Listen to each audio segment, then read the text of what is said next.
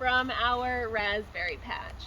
So today I'm going to actually trim this back a little bit because we don't always get raspberries on every cane every year, right? So the old growth tends to not produce new berries, so it's time to trim some of that back.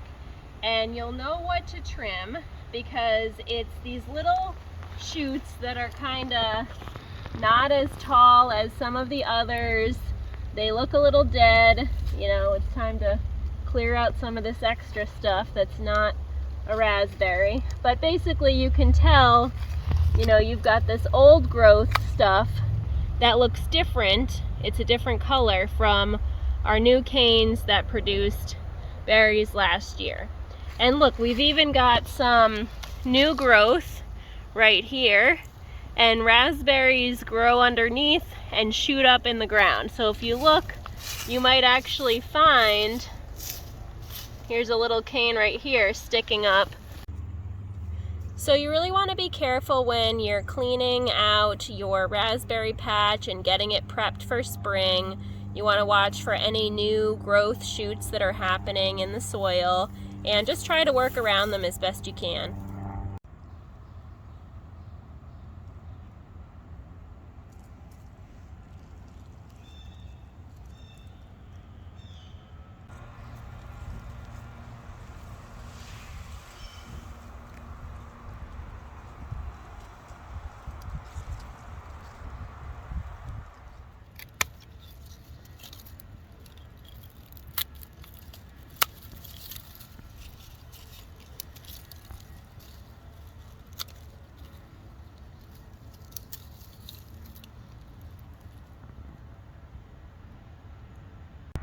So I'm also going to trim anything that looks damaged from any winter storms.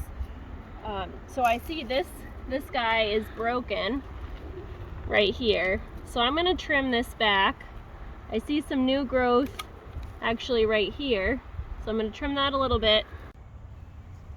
You can also trim any of these underperforming shoots that are smaller and weak, so that way your strong canes have a chance to really flourish. While I was in here, I also gave our blackberry bush a little trim as well. You can see there's lots of nice big green shoots that are coming up, and we've got some strawberry plants in here too, which we'll need to move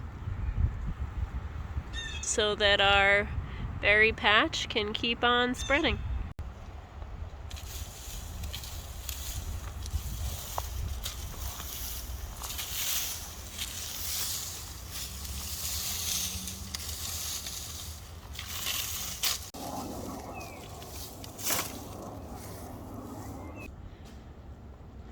Looks good.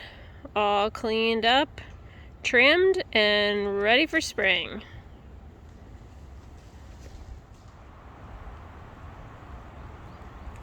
So we also have BrazelBerries in these two pots. However, they don't seem to produce as well. And so there's a lot of old growth that I've got to trim.